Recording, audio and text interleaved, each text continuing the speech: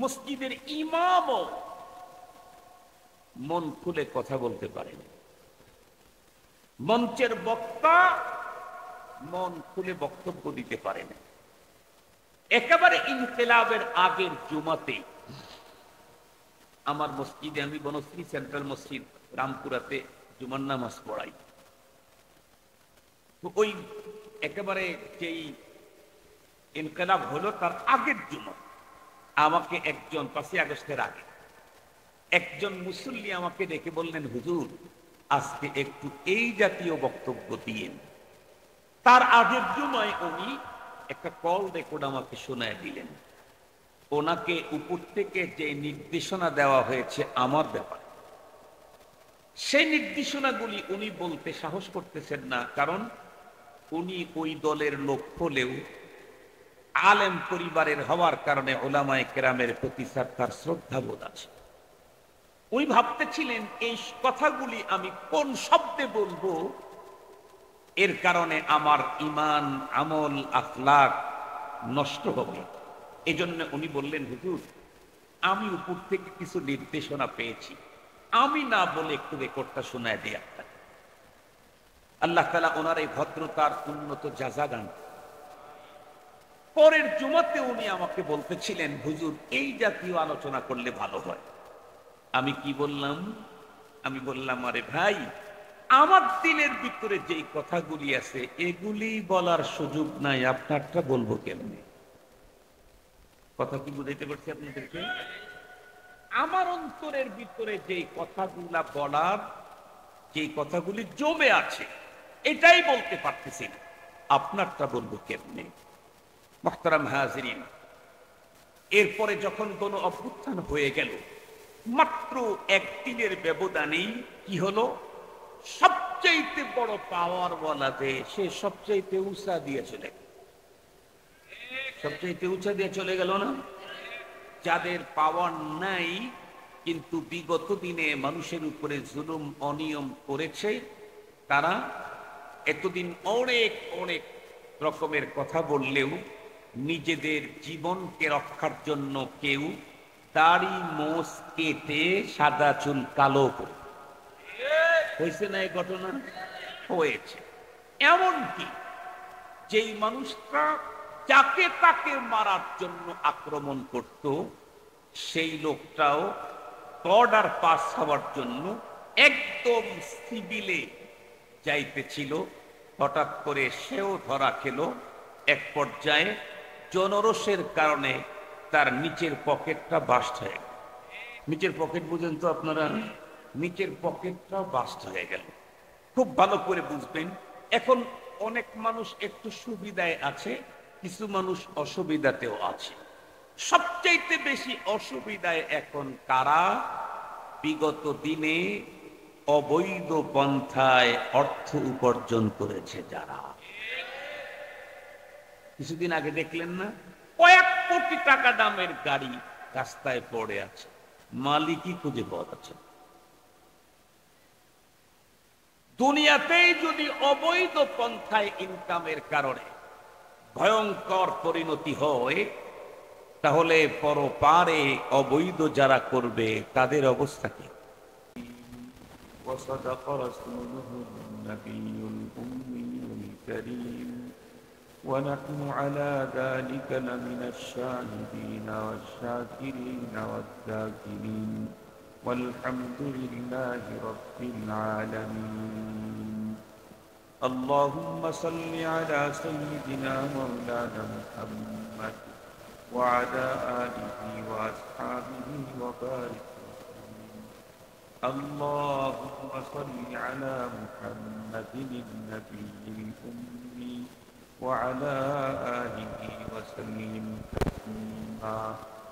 يا رب صل وسلم دائما أبدا على حبيبك خير الخلق كلهم. আজ 20 সেপ্টেম্বর সোমবার মাদ্রাসায়ে আহমদিয়া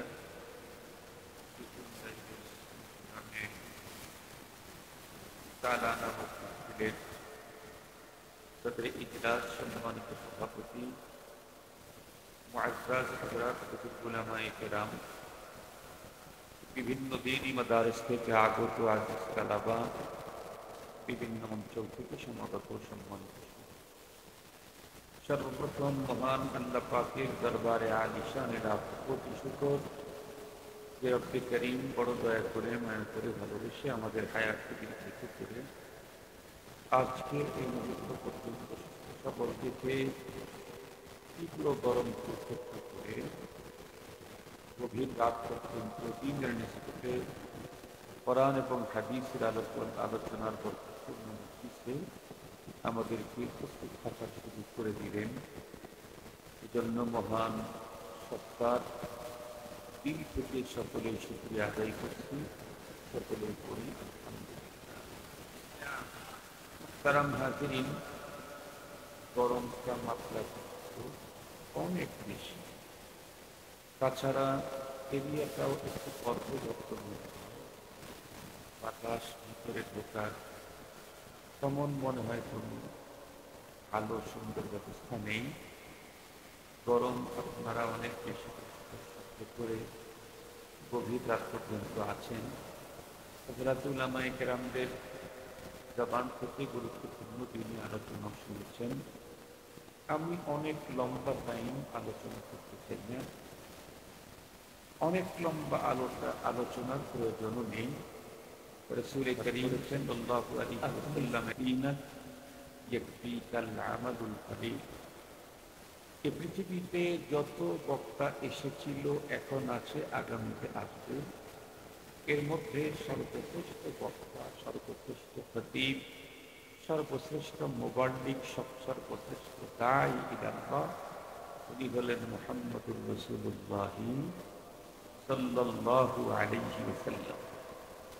ওনার চাইতে বড় দাঈ পৃথিবীতে কখনোই আসে নাই, আগামী দিনে আসার কোনো সম্ভাবনাও নেই। উনি যাদেরকে দাওয়াত মেহনত যাদের পিছনে করেছেন, তাদের অবস্থা হলো এই পৃথিবীতে নবী এবং রাসূলগণের পরে সর্বশ্রেষ্ঠ মানুষ হয়েছেন তারা, যারা বিশ্ব নবীজির দাওয়াতে সাড়া দিয়ে মুসলমান হয়েছে। সাহাবায়ে কেরাম রিদওয়ানুল্লাহি তাআলা আলাইহিম আজমাইন, নবী এবং রাসূলগণের পরে সাহাবীদের চাইতে উন্নত মানুষ পৃথিবীতে আর নাই, অতীতেও ছিল না, আগামীতে সম্ভাবনাই নাই।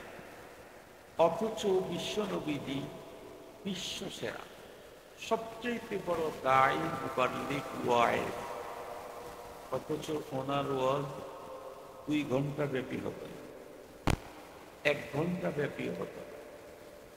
আপনারা যাকিরায়ে হাদিসকে মন্থন করে দেখেন, নবীজি লম্বা হাদিস যেগুলি পাওয়া যায়, এগুলি পড়তেও 20 মিনিটের চাইতে বেশি লাগে আমার মনে হয়। একটা হাদিস পড়তে 10 মিনিট, 15 মিনিট, না হয় 20 মিনিটই ধরলাম। 20 মিনিটে তো অনেক পড়া।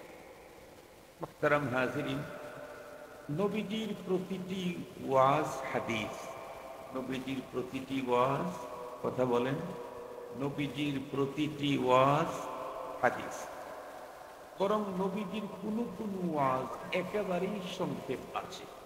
যেমন নবী আলাইহিস সালামের একদিনের ওয়াজ লা তাগদাব, এটা নবীজির ওয়াজ। তোমরা রাগ করো না, অভিমান করো না, রাগ রাগ। কোরআনে হাকিমে আল্লাহ তাআলা বলেন, আল কাযিমিনাল গায়ব ওয়াল আফিনা আনিন নাস ওয়াল্লাহু ইউহিব্বুল মুহসিনিন।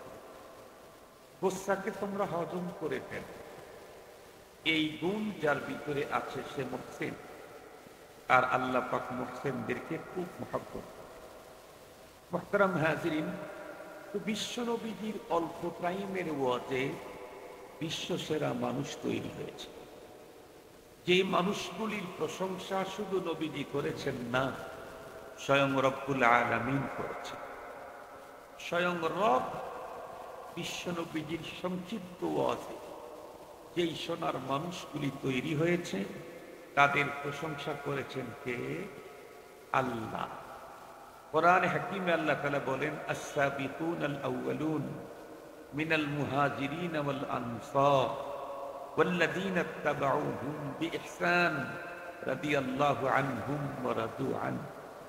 আল্লাহ পাক বলেন, বিশ্ব নবীজির ওয়াজে যেই মানুষগুলি তাদের জীবন গড়েছে, আল্লাহ বলেন আমি এদের প্রত্যেকের উপরে সন্তুষ্ট হয়েছি। কোরআনে হাকিমে আল্লাহ পাক আর এক জায়গায় বলেন, উলাইকাল্লাযীনা ইমতাহানাল্লাহু কুলুবাহুম লিত্তাকওয়া। আল্লাহ পাক বলেন, নবীর ওয়াজে যে মানুষগুলি তৈরি হয়েছে ওদের দিলকেই আমি চেক করে দেখেছি। সুবহানাল্লাহ বলবেন। কি চেক করেছেন? দিল। আমরা তো কোনো মন্তব্য ছুরি উপরটা দেখে, আর রব সাহাবীদের ব্যাপারে যে বক্তব্য দিয়েছেন এটা উপর দেখে না ভিতরটা দেখে? কথা বলেন না কেন? অন্তর, অন্তর এটা কি বাহিরে থাকে না ভিতরে থাকে? ভিতরে থাকে। মুহতারাম হাজিরিন, আমরা মন্তব্য করি, মন্তব্য ছুরি উপর দেখে, ভিতরটা দেখার মতো যোগ্যতা আমাদের নাই। নবীজি বলেন, খাল্লা শাফাত শাফাত, ভিতরটা দেখার যোগ্যতা আমাদের নেই। ভিতরটা দেখতে পারেন, জানেন কে? আল্লাহু আলিমুন বিযাতিস সুদূর। ভিতরটা উনি জানেন। রব্বুল আলামিন বলেন যে আমি ওদের অন্তরটাকে পরীক্ষা করেছি। তো অন্তরটা পরীক্ষা করেই এই রেজাল্ট দিয়েছেন যে ওদের অন্তরের অবস্থানে আমি আল্লাহ খুশি, এবং তাদের জন্য পুরস্কার ঘোষণা করেছেন, আমি তাদের জন্য বাগান বাড়ি জান্নাত রেডি করে রেখেছি। এই গুণে গুণান্বিত মানুষগুলি কয়েক ঘন্টার ওয়াজ শুনেছেন? 3 ঘন্টা ব্যাপী ওয়াজ করেছেন নবীজি? 4 ঘন্টা ব্যাপী করেছেন না। নবীজির ওয়াজ ছিল মুখতাসার। নবী আলাইহিস সালাম এই কথা বলেই গেছেন, আখলিস্তিনাক ইয়াকফিকাল আমালুল কালিল। তুমি তোমার অন্তরটাকে পিওর করো, অল্প আমল নাজাতের জন্য যথেষ্ট। এ কারণে অনেক লম্বা কথার প্রয়োজন নেই। কথা যদি গঠনমূলক হয়, কথা যদি শুদ্ধ হয়, আর যদি ইখলাসের সাথে বলা হয়, পরবর্তী যদি ইখলাসের সাথে কথাগুলার আমল করা হয়, তাহলে অল্প কথাই মুক্তির জন্য, কথা বলেন না ভাই, যথেষ্ট হয়ে যাবে। অল্প ওয়াজ আমার জীবনের ইনকিলাবের জন্য যথেষ্ট হয়ে যাবে। এই জন্য আমি অনেক লম্বা কথা বলবো না। আমি এলাকার অবস্থান কিছুটা শুনেছি, জেনেছি। এ কারণে মাদ্রাসা বান্ধব কিছু কথা আপনাদের সাথে বলব। মুহতারাম হাজিরিন, এখানে যে প্রতিষ্ঠানটি প্রতিষ্ঠিত হয়েছে, এই প্রতিষ্ঠানের নাম বলেন কি? এই মাদ্রাসার নাম কি? মাদ্রাসায়ে আহমদিয়া মাদ্রাসা। এইটা হলো মাদ্রাসা। মাদ্রাসা মানে শিক্ষালয়। মাদ্রাসা মানে কি? কথা বলেন। মাদ্রাসা মানে শিক্ষালয়, বিদ্যালয়। মাদ্রাসা মানে সব শিক্ষালয়কে মাদ্রাসা বলে। আমাদের দেশে মাদ্রাসা বলতে বিশেষ এক প্রকারের শিক্ষা যেখানে হয় সেটাকে বলে, সেটি হলো কোরআন এবং হাদিসের শিক্ষা। কোরআন এবং হাদিসের শিক্ষা যেখানে হয় সেইটাকে বলা হয় মাদ্রাসা। যেই প্রতিষ্ঠানে হয় সেটাকে বলা হয় মাদ্রাসা। তো এই মাদ্রাসাতে, এই শিক্ষালয়ে যেই শিক্ষাটা দেওয়া হবে, এর প্রথমটাই হলো কোরআন। প্রথমটা কি বলেন? কোরআন। কোরআনে কারীম এটি যেন কার কিতাব? আল্লাহ পাকের কিতাব। খুব ভালোভাবে বুঝবেন, আল্লাহ পাক রব্বুল আলামিন এই পৃথিবীর মানুষকে জান্নাতের পথ দেখাবার জন্য 104 খানা কিতাব পৃথিবীতে নাজিল করেছেন। এটি হলো জান্নাতে যাওয়ার গাইড। মানুষ জান্নাতে যাবে কেমনে, আল্লাহ পাবে কেমনে, এই হিসাবে 2টা ধারা পৃথিবীর মানুষকে আল্লাহ পাওয়া, জান্নাতে যাওয়ার পথ দেখাবার জন্য 2টা ধারা দুনিয়াতে আল্লাহ পাক চালু রেখেছিলেন। একটা হলো কিতাবুল্লাহর ধারা, আর একটা হলো রিজালুল্লাহর ধারা। একটা হলো আল্লাহ পাক তার পক্ষ থেকে গাইড পাঠাইতেন, আমার এই গাইড মানো, আমাকে পাবে, আমার তৈরি করা জান্নাতে যাবে। এখন সেই গাইডটাকে কিভাবে মানুষ আমল করবে, এই জন্য ওই গাইডের প্র্যাকটিক্যাল প্রশিক্ষক, যেগুলাকে আমি রিজালুল্লাহ বলেছি, যাদেরকে নবী এবং রসুল বলা হয়, ওনাদেরকে পাঠিয়েছেন। আপনাদেরকে একটা সহজ মিসাল দিলে বুঝবেন। ধরেন আমাদের দেশে অনেক কিছু আবিষ্কারের অনেক মেশিনারিজ আছে। চায়না একদম নতুন একটা মেশিন আবিষ্কার করেছে, ওটা দিয়ে নতুন প্রোডাক্ট আসে, একদম নতুন, পৃথিবীতে প্রথম পিস তারাই তৈরি করেছে। এটি যখন বাংলাদেশের সবচেয়ে বড় ব্যবসায়ী, সে যখন জানতে পারলো, সে সিদ্ধান্ত নিল যে এই মেশিনটা যে করেই হোক আমি আনবো, আর প্রোডাক্টটা আমি বের করব। কেন? আপনারা জানেন, যে কোনো নতুন প্রোডাক্ট যেই পরিমাণে লাভ করা যায়, অ্যাভেলেবেল যখন হয় তখন আর লাভ ওই পরিমাণে থাকে না। সহজে বুঝবার জন্য বলি, এই ফোনটা যখন প্রথম আবিষ্কার হলো এত বড় ছিল না, এই জাতীয় ছিল না, ছিল বাটন ফোন। মনে আছে কি? সিমেন্স, নোকিয়া, মোটরোলা, এই জাতীয় নামে ছিল। ওইটা তো এখন ধীরে ধীরে আউট হয়ে গেছে, এগুলি আর চলে না। মোহতারাম হাজিরিন, সেই সময় 1 মিনিট কথা বলতে 10 টাকা লাগে, মনে পড়ে কি আপনাদের? এবং কোনো কোনো ফোনে নাম্বারে কথা বলতে আরো একটু বেশি নিত। কিন্তু বলেন তো দেখি, এখন কি 1 মিনিট কথা বলতে 10 টাকা লাগে? না। কেন?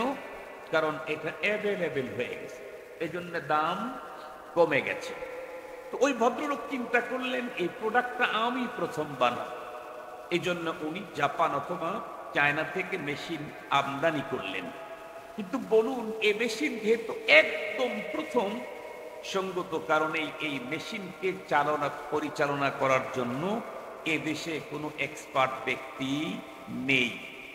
এই মেশিন চালাইতে চাইলে কমপক্ষে 2-4 বছরের জন্য হলেও যেই দেশ থেকে মেশিন এনেছে, যেই কোম্পানির মেশিন এনেছে, ওই কোম্পানির কাছ থেকেই ইঞ্জিনিয়ারও আনতে হবে। ঠিক বললাম না? ঠিক বললাম? ওই ইঞ্জিনিয়ার যদি না আসে, তাহলে কখনোই এই মেশিন চালানো সম্ভব না। ইঞ্জিনিয়ার এসে যখন চালানো শুরু করলো, সহযোগী ইঞ্জিনিয়ার আমার দেশের যারা আছে, তারা তার সহযোগী অ্যাসিস্ট্যান্ট অ্যাসোসিয়েট হিসাবে যখন কাজ করা শুরু করলো, মাত্র কিছুদিন পরেই এরা ওই কাজ করার যোগ্যতা অর্জন করে ফেলেছে। এখন যদি ওই মূল ইঞ্জিনিয়ারকে আর নাও রাখা হয়, কাজ করা সম্ভব কিনা? সম্ভব। খুব ভালো করে বুঝবেন, আল্লাহ পাক এই পৃথিবীতে যখনই কোনো কিতাব পাঠিয়েছেন, সাথে সাথে সেই কিতাবের বাস্তব প্রশিক্ষণ দেওয়ার জন্য, হাতে কলমে শিক্ষা দেওয়ার জন্য প্র্যাকটিক্যালি প্রশিক্ষকও পাঠিয়ে দিয়েছেন। সুবহানাল্লাহ বলবেন কি একটু? মজার কথা হলো, প্রশিক্ষকের সংখ্যা অনেক, কিন্তু কিতাবের সংখ্যা অনেক কম। কিতাব হলো সর্বোচ্চ 104 খানা। 104 খানা কিতাব টোটালি আল্লাহ পাক নাজিল করেছেন। পক্ষান্তরে প্রশিক্ষক কি 104 জন? আরে না, নবী এবং রসুল মিলে তো লক্ষাধিক। এর ভিতরে রসুলের সংখ্যাও তো 313। রসুলের সংখ্যাও 313। টোটাল নবী এবং রসুল সবগুলি মিলে তো লক্ষাধিক। লক্ষাধিক নবী রসুল প্রশিক্ষক পাঠালেন, কিতাব পাঠিয়েছেন 104। খুব ভালো করে বুঝবেন কথাগুলি। এই 104 খানা কিতাব সবগুলি মিনাল্লাহ, আল্লাহর পক্ষ থেকে। এরপরেও সবগুলির মর্যাদা কি সমান? না না, সবগুলি আল্লাহর পক্ষ থেকে নাজিল করা, বাট সবগুলার মর্যাদা সমান। 100টার মর্যাদা 4টার তুলনায় কম। কেন? ওগুলি ছিল সহিফা, পুস্তিকা, রবের পক্ষ থেকে, বাট ছোট ছোট কিতাব ছিল। বড় কিতাব কয়টা? 4টা। এই 4টার মধ্যে 4টার মর্যাদা সেম না। 4টার মধ্যে সর্বাধিক মর্যাদাপূর্ণ কিতাব হলো আল কোরআন। আসমানি সমস্ত কিতাবগুলা শুধু কিতাবুল্লাহ। কিন্তু কোরআনুল কারীম এটা একদিক থেকে কিতাবুল্লাহ, অপর দিক থেকে কালামুল্লাহ। পৃথিবীর আর কোন আসমানি গ্রন্থকে কালামুল্লাহ বলা হয় না। পৃথিবীর একমাত্র আসমানি গ্রন্থ যাকে কালামুল্লাহ বলা হয় সেটি হলো কোরআন। আমাদের রাসূল করিম সাল্লাল্লাহু আলাইহি ওয়াসাল্লাম ইরশাদ করেছেন, তাবাররাক বিল কোরআন। আমাদের দেশের মানুষ বরকত হাসিল করতে খুব প্রতিযোগী, বরকত নেওয়ার জন্য। বরকত নেওয়ার অনেক পন্থা আমাদের দেশে চালু আছে। কোন পন্থা বৈধ, কোন পন্থা একটু জোরেই বলেন অবৈধ। যেমন আমাদের দেশে মসজিদের ইমামও মন খুলে কথা বলতে পারেন, মঞ্চের বক্তা মন খুলে বক্তব্য দিতে পারেন। একেবারে ইনকিলাবের আগের জুমাতে আমার মসজিদে, আমি বনশ্রী সেন্ট্রাল মসজিদ রামপুরাতে জুমার নামাজ পড়াই। তো ওই একেবারে যেই ইনকিলাব হলো তার আগের জুমা আমাকে একজন 5ই আগস্টের আগে একজন মুসল্লি আমাকে ডেকে বললেন, হুজুর আজকে একটু এই জাতীয় বক্তব্য দিয়েন। তার আগের জুমায় উনি একটা কল রেকর্ড আমাকে শোনায় দিলেন। ওনাকে উপর থেকে যে নির্দেশনা দেওয়া হয়েছে আমার ব্যাপারে, সেই নির্দেশনাগুলি উনি বলতে সাহস করতেছেন না, কারণ উনি ওই দলের লোক হলেও আলেম পরিবারের হওয়ার কারণে উলামায়ে কেরামের প্রতি তার শ্রদ্ধাবোধ আছে। উনি ভাবতেছিলেন এই কথাগুলি আমি কোন শব্দে বলবো, এর কারণে আমার ঈমান, আমল, আখলাক নষ্ট হবে। এজন্য উনি বললেন, হুজুর আমি উপর থেকে কিছু নির্দেশনা পেয়েছি, আমি না বলে একটু রেকর্ডটা শোনায় দিই আপনাকে। আল্লাহ তাআলা ওনার এই ভদ্রতার উন্নত জাযা দান। পরের জুমাতে উনি আমাকে বলতেছিলেন, হুজুর এই জাতীয় আলোচনা করলে ভালো হয়। আমি কি বললাম? আমি বললাম, আরে ভাই, আমার দিলের ভিতরে যেই কথাগুলি আছে এগুলি বলার সুযোগ নাই, আপনারটা বলবো কেমনে? কথা কি বুঝাইতে পারছি আপনাদেরকে? আমার অন্তরের ভিতরে যেই কথাগুলা বলার, যেই কথাগুলি জমে আছে এটাই বলতে পারতেছি না, আপনারটা বলবো কেমনে? মুহতারাম হাজিরিন, এরপরে যখন কোন অভ্যুত্থান হয়ে গেল, মাত্র একদিনের ব্যবধানেই কি হলো, সবচাইতে বড় পাওয়ার বলা যে সে সবচাইতে উঁচা দিয়ে চলে গেল। সবচাইতে উঁচা দিয়ে চলে গেল না? যাদের পাওয়ার নাই কিন্তু বিগত দিনে মানুষের উপরে জুলুম অনিয়ম করেছে, তারা এতদিন অনেক অনেক রকমের কথা বললেও নিজেদের জীবনকে রক্ষার জন্য কেউ দাড়ি মোছ কেটে সাদা চুল কালো করে। হয়েছে না এই ঘটনা? হয়েছে। এমনকি যেই মানুষটা যাকে তাকে মারার জন্য আক্রমণ করত, সেই লোকটাও বর্ডার পাস হওয়ার জন্য একদম সিভিলে যাইতেছিল। হঠাৎ করে সেও ধরা খেল। এক পর্যায়ে জনরোষের কারণে তার নিচের পকেটটা বাস্ট হয়ে গেল। নিচের পকেট বুঝেন তো আপনারা? নিচের পকেটটা বাস্ট হয়ে গেল। খুব ভালো করে বুঝবেন। এখন অনেক মানুষ একটু সুবিধায় আছে, কিছু মানুষ অসুবিধাতেও আছে। সবচাইতে বেশি অসুবিধায় এখন কারা? বিগত দিনে অবৈধ পন্থায় অর্থ উপার্জন করেছে যারা। কিছুদিন আগে দেখলেন না, কয়েক কোটি টাকা দামের গাড়ি রাস্তায় পড়ে আছে, মালিকই খুঁজে পাওয়া যাচ্ছে। দুনিয়াতেই যদি অবৈধ পন্থায় ইনকামের কারণে ভয়ঙ্কর পরিণতি হয়, তাহলে পরপারে অবৈধ যারা করবে তাদের অবস্থা কি? তো যে কথা বলতেছিলাম, বরকত হাসিল করার অনেক পদ্ধতি আমাদের দেশে চালু আছে, কিছু বৈধ কিছু অবৈধ। আল্লাহ পাকের রাসূল আমাদেরকে বললেন, তোমরা সবাই বরকত দিতে চাও, হুজুরের গায়ে একটু, শরীরে একটু টাচ করবে, হুজুরের পায়ে একটু টাচ করবে, হুজুরকে একটু হাতে চুমু খাবে। কেন? তাবাররুক বরকত হাসিল করার জন্য, এছাড়া আর কিছু না। আল্লাহ পাকের রাসূল বলেন, বরকত হাসিল করতে চাও, তাহলে আমি রাসূল তোমাদেরকে বলছি তাবাররাক বিল কোরআন, কোরআনে কারিমের দ্বারাই বরকত হাসিল করো।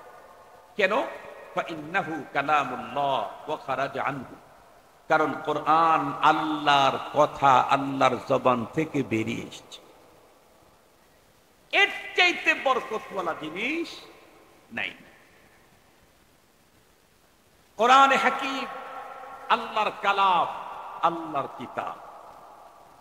এ কোরআনকে যে যত বেশি সম্মান করবে, তার সম্মান আল্লাহর কাছে তত বেশি বাড়তে। হাদিসে পাকের মধ্যে আল্লাহ পাকের রাসূল স্পষ্ট বলে দিয়েছেন, এ কোরআনকে যারা তাদের সামনে রাখবে, মান জাআলাহু আমামা, যে ব্যক্তি কোরআনকে তার সামনে রেখে কোরআনের মুক্তাদি হবে, কোরআনকে মুক্তাদা বানাবে, কোরআন তাকে জান্নাতে পৌঁছায় দেবে। ওয়া মান জাআলাহু খালফা যাহরিহি, আর যে ব্যক্তি কোরআনকে পিঠের পিছনে ছেড়ে দেবে, তার মানে সে মুক্তাদা হবে, কোরআনকে মুক্তাদি বানাবে। তাহলে এই কোরআন তাকে হাকায়া সাকাহু ইলান নার, জাহান্নামে পৌঁছায়। এ কারণে আমি আজকে কোরআনে কারীম নিয়ে মাত্র দুটি কয়েক কথা বলব। কোরআন, এই মহাগ্রন্থ কোরআনে পাকের হক কয়টা। আমি যে নিজেকে মুসলমান বলে দাবি করছি, অন্যর হক বাদ দিলাম এক মিনিটের জন্য, আল্লাহর কোরআনের হকটাও কি আমি আদায় করছি কিনা? প্রতিবেশীর হক আদায় না করলে যদি আল্লাহর আদালতে আসামি হতে হয়, পিতামাতার হক আদায় না করলে যদি আল্লাহর দরবারের আসামি হতে হয়, তাহলে আল্লাহর কোরআনের হক আদায় না করলে কি নিরঙ্কুশ মুক্তি পাওয়া যায়? কথা বলেন না, আল্লাহর আদালতে আসামি হতে হবে। মুহতারাম হাজিরিন, একদম সংক্ষিপ্ত কথা, কোরআনে পাকের 4টা হক। বলেন কোরআনে পাকের কয়টা হক? আবার বলেন কয়টা হক? আমি নামগুলি বলি, আপনারা মুখস্থ করেন। টোটাল লাইফে কোরআনের হক আদায় করতেই থাকবো ইনশাআল্লাহ। 1 নাম্বার হলো আজমত, 2 নাম্বার হলো মুহাব্বত, 3 নাম্বার হলো তিলাওয়াত মা সিহাত, 4 নাম্বার হলো ইতাআত। কয়টা বললাম? 4টা। 1 নাম্বার আজমত, 2 নাম্বার মুহাব্বত, 3 নাম্বার তিলাওয়াত মা সিহাত, 4 নাম্বার ইতাআত। প্রথম নাম্বার হলো কোরআনের অপরিসীম শ্রদ্ধা অন্তরের ভিতরে বসে, কোরআনের প্রতি বড় শ্রদ্ধাশীল হতে হবে। কোরআনের প্রতি শ্রদ্ধাদার যত বাড়বে, আল্লাহ পাক তাকে মানুষের সামনে শ্রদ্ধেয় করে তুলবে, সে তত শ্রদ্ধার পাত্র হয়ে যাবে। কোরআনে পাক এত দাবি, একে শ্রদ্ধা করলে সে শ্রদ্ধার পাত্র হয়ে যায়। মুহতারাম হাজিরিন, দুঃখের সাথে বলতে হয়, শ্রদ্ধা আর মুহাব্বতের কি বলবো আপনাদেরকে। আমরা ছোটবেলায় দেখেছি কোন মুসলমানদের বাড়ি ঘর কোরআন ছাড়া ছিল না। এখন ঢাকা শহরের ম্যাক্সিমাম বাসা, সেখানে গিয়ে দেখবেন প্রত্যেকের বাড়ি ঘরে টেলিভিশনের মনিটর থাকলেও সব বাড়ি ঘরে আল্লাহর কোরআন পাওয়া যায় না। আমি একবার কোরআনের আজমতের উপরে বয়ান করতেছিলাম, আমাকে একজন ফোন দিয়ে বলল, হুজুর আপনি তো কোরআনের আজমতের উপরে কথা বলেছেন, তো আমি তো একটা সমস্যায় পড়ে গেছি। কি? আমাদের বাড়িতে কোরআন শরীফও আছে, টিভিও আছে, এবং 2টা একই ঘরে রাখা আছে। সেই ক্ষেত্রে আমি কি করতে পারি? আমি বললাম, আপনি কি করতে চান আপনিই বলেন। উনি বলতেছে যে আমার কাছে তো মনে হচ্ছে টিভি আর কোরআন একই সঙ্গে, একই ঘরে, একই জায়গায়, এটা কোরআনে পাকের আজমতের খেলাফ। আমি বললাম, অবশ্যই আপনার সহি আছে। হুজুর সেই ক্ষেত্রে কি করব? আমি বললাম, আপনি কি করতে চান? উনি তখন বলতেছেন, তাহলে আমি যদি টিভি যেহেতু ঘরে আছে, কোরআনের আজমত রক্ষার জন্য কোরআন শরীফটাকে যদি ঘর থেকে সরায়া বারান্দায় রাখি, তাতে কেমন? এ কথা বলার পরে আমার আর কথা বলার শক্তি যেন আমার ভিতর থেকে সলভ হয়ে গেল। হায় হায়, এটা মুসলমান? এটা হলো মুসলমান, আমাদের দেশের ভালো মুসলমান, যে একসঙ্গে কোরআন আর টিভিকে রাখতে চাচ্ছে না। এটা ভালো মুসলমান। কোরআনের আজমতের জন্য টিভি ঘরের ভিতর আছে, ঘর থেকে টিভি সরাবে না, কোরআনকে বারান্দায়। আপনারা বলেন তো দেখি, এটাই যদি মুসলমান হয়, কোরআনের আজমত হয়, তাহলে কোরআনের অবমাননা করত। কথা তো ছিল কোরআনের ধাক্কায় টিভি মুসলমানের ঘর থেকে বের হয়ে যাবে। এখন দেখতেছি টিভির ধাক্কায় কোরআন মুসলমানের ঘর থেকে বের হয়ে যাচ্ছে। এই জন্য মুসলমান খুব ভালো করে বুঝবেন,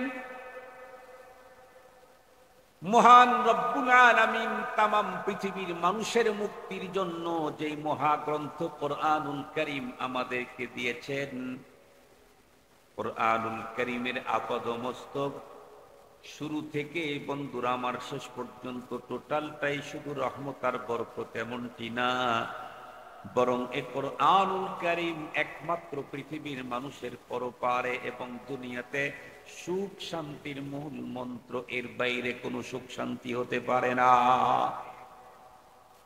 কোরআনে পাকের আজমত মুসলমানের অন্তরে সবচাইতে বেশি হতে হবে, কারণ এটি তো হলো আল্লাহর কালাম। মানুষ যত বড় হয় তার কথার দাম তত বেশি হয়, ব্যক্তি যত বড় হয় তার কথার দাম তত বেশি হয়। পৃথিবীতে যত বড় আছে সমস্ত বড়ের মধ্যে সবচাইতে বড় হলেন আমার আল্লাহ। প্রতিদিন মুয়াজ্জিন বুক টান করে 5 ওয়াক্ত ফরজ সালাতের আগে আজানে বলতে থাকে আল্লাহু আকবার, আল্লাহু আকবার। স্লোগানই হতে থাকে আল্লাহ সবচাইতে বড়, সবচাইতে বড়। এরপরে এই স্লোগান যখন বন্ধ করবে তখনও বলে আল্লাহু আকবার, আল্লাহু আকবার। আজ পর্যন্ত এই আওয়াজ আর এই দাবি আর এই এলানের বিরুদ্ধে প্রতিবাদ করে দাঁড়াবার মতো কোন শক্তি পৃথিবীতে আসে নাই। একজন মাত্র এটার বিরুদ্ধে আওয়াজ তুলেছিল, সে হলো ফেরাউন। সে বলেছিল আনা রব্বুকুমুল আলা। শব্দটা একটু চেঞ্জ করে বলেছে। আকবার শব্দটা সে নিজের জন্য লাগায় নাই, নিজের জন্য আলা শব্দ লাগিয়েছিল। রব্বুল আলামিন তাকে এমন ভাবে পৃথিবী থেকে বিদায় দিয়ে দিয়েছেন, কিয়ামত পর্যন্ত মানুষের জন্য তার বিদায় মানুষকে আল্লাহ পাকের পথের দিকে আহ্বান করতেই থাকবে। আসাদ আজও পর্যন্ত পৃথিবীতে রেখে দিয়েছেন। ইতিহাস তো আছেই, যে বলেছে আনা রব্বুকুমুল আলা, তার নামটাই পৃথিবীর মানুষ এত ঘৃণা ভরে দেয়। পৃথিবীতে কত নামের কত মানুষ, ফেরাউনের নামে কোনো মানুষ কাফেরের মধ্যেও নাই, বেঈমান মুশরিকের মধ্যেও নাই। কোন মুশরিকও তার সন্তানের নাম ফেরাউন রাখে না, কোন হিন্দুও তার সন্তানের নাম ফেরাউন রাখে না, কোন নাস্তিক তার সন্তানের নাম ফেরাউন রাখে না। মুহতারাম হাজরিন, খুব ভালো করে মনে রাখবেন, সবচাইতে বড় মহা ক্ষমতার অধিকারী হলেন কে? তার ক্ষমতা কেমন? রব্বে কারীম বলেন ইন্নাল্লাহা আলা কুল্লি শাইইন কাদির। এমন কোন কাজ নাই, এমন কিছু নাই যা আমি করতে পারি না। পারি না এ অপশন নেই। অসম্ভব এটি আল্লাহর জন্য না, সম্ভব অসম্ভব আমার জন্য, আপনার জন্য। রবের জন্য অসম্ভবের কোনো অপশন নেই। উনি তো এত ক্ষমতার অধিকারী, তুলিজুল লাইলা ফিন নাহার ওয়া তুলিজুন নাহারা ফিল লাইল। রাতকে দিন করেন, দিনকে রাত করেন। তুখরিজুল হাইয়া মিনাল মাইত, মৃত্যু থেকে জীবন্তকে বের করেন। আবার তুখরিজুল মাইয়িতা মিনাল হাই, জীবন্ত থেকে মরা জিনিস বের করেন। এরপরে কি করেন? তার সুকুমান তাশা বিগাইরি হিসাব। রব বলেন আমি যারে চাই, যোগ বিয়োগ, দক্ষতা, ক্যালকুলেশন, গবেষণা, থিসিস, নেতামি, বড় কিছু কিচ্ছু না। আমি যারে চাই তারই সম্পদ দেই, যারে চাই। মেধার দরকার হয় না, শিক্ষার দরকার হয় না, সুন্দর ফিটনেসের দরকার হয় না, বডির দরকার হয় না, উন্নত বংশেরও প্রয়োজন হয় না, আমি চাইলেই দিয়ে দেই। ইন্নামা আমরুহু ইদা আরাদা শাইআ আন ইয়াকুলা লাহু কুন ফায়াকুন। আমি চাইলেই তা হয়ে যায়। মুহতারাম হাজিরিন, পৃথিবীর আজকের পৃথিবীর বাংলাদেশেও এমন হাজারো মানুষ আছে যেই লোকগুলি নিজের ব্যাংকে চেকের উপরে নামটা লিখতে কলমের নিব ভেঙে যায়। কথা কি বুঝাইতে পারছি? এই ছোট জায়গায় নাম লিখতে পারেন, অথচ এত টাকা আল্লাহ তাকে দিয়েছে, তার অধীনে চাকরি করে জার্মান, জাপানি, স্কটল্যান্ড, আয়ারল্যান্ড, লন্ডন থেকে ডিগ্রির বস্তা নিয়ে আসছে। যে এইরকম দুনিয়ার বড় বড় ডিগ্রিধারীরা একজন মূর্খ মানুষের অধীনে চাকরি করে মূর্খ মানুষটাকে স্যার স্যার বলতে অবস্থা জটিল। যে লোককে রব টাকা দিয়েছেন ওকে দেখতে ওই ফ্যাক্টরির লেবারের মতো মনে হয় না, অথচ তার ওখানে যে চাকরি করতেছে তার চেহারা ফুটফুটে জ্যোৎস্নার মতো। কি স্কিন, কি ফিটনেস, কি চাওড়ি, কেমন সুন্দর চেহারা! রব চেহারার কারণে সম্পদ হয় না, শিক্ষার কারণে না, রব যাকে খুশি তাকে দেন। এজন্যই তো একজন কবি বড় চমৎকার বলেছেন, কামাতিলিন আতিলিন আয়াত মাদাহিবুহু ওয়া জাহিলিন জাহিলিন তালকাহু মারজুকা হাদাল্লাযী তারাকাল আওহামা হায়রাতান ওয়া সায়্যারাল আলিমান নিহরিরা জিন্দিকা ওয়া সায়্যারাল আলিমান নিহরিরা জিন্দিকা। এত বিদ্যা, এত বুদ্ধি, কিন্তু পরনের কাপড় কেনার টাকাও, কথা বলেন না কেন, নাই। বিদ্যা বুদ্ধি কিছু নাই, সম্পদের গণনাই করতে পারে। ওর সম্পদ কত? এত বড় ক্ষমতাওয়ালাকে সেই রব্বুল আলামিনের কালাম, এর চাইতে দামি পৃথিবীতে আর কিছুই হতে পারে না। এ কারণে প্রতিটি মুসলমান মানুষের অন্তরের ভিতরে কালামুল্লাহর আজমত থাকতে হবে। 2 নম্বর, শুধু আজমত যথেষ্ট নয়, বরং মুহাব্বতও থাকতে হবে। আজমত এক জিনিস, মুহাব্বত আর এক জিনিস। 1 নম্বর আল্লাহর কালামের প্রতি শ্রদ্ধাবোধ, 2 নম্বর আল্লাহর কালামের প্রতি মুহাব্বত আর ভালোবাসা। আল্লাহর কালাম, আল্লাহর কালাম, আল্লাহর কথা, এই জন্য আমার অন্তরের অন্তঃস্থলে তার মুহাব্বত থাকা লাগবে। কিন্তু দুঃখের বিষয় হলো আজকে আমরা মুসলমানদের কাজ কার্যকলাপের দিকে তাকাইলে আল্লাহর কোরআনের প্রতি আজমত আর মুহাব্বতের কোনো নিশানা দেখা যায় না। দেখবেন আমাদের অনেকের বাড়ি ঘরের ভিতরে আল্লাহর কালাম কোরআন আছে, কিন্তু দেখবেন আল্লাহর কালামের গায়ের মধ্যে, শরীরের মধ্যে কোনো জামা নাই, খোলা রেখে দিয়েছে। টিভিটাকে রাখার জন্য উন্নত টেবিলের ব্যবস্থা হয়েছে বটে, কিন্তু আল্লাহর কালাম রাখার জন্য উন্নত কোনো তাক ব্যবহার করা হয় না, রেখে দেওয়া হয়েছে পরিত্যক্ত এক জায়গার মধ্যে, যেখানে বন্ধুরা আমার ময়লা পড়তে পড়তে 1 ইঞ্চি পরিমাণ, 1 সুত পরিমাণ ময়লা পড়ে গেছে। যদি কোনো আল্লাহর কালামকে পেঁচায় রাখা হয়, দেখেছি অনেকের বাসায় লাশকে বন্ধুরা আমার কাফন পরাবার পরে যেই কাপড়টা বেঁচে গেল, সেই কাপড় দিয়ে আল্লাহর কালামকে পৌঁছায় পেঁচায় ঘরের ভিতরে রেখে দিয়েছে। নিঃসন্দেহে আল্লাহর কালামের বেহুরমতি, নিঃসন্দেহে আল্লাহর কালামের সঙ্গে বেহুরমতি। হাকিমুল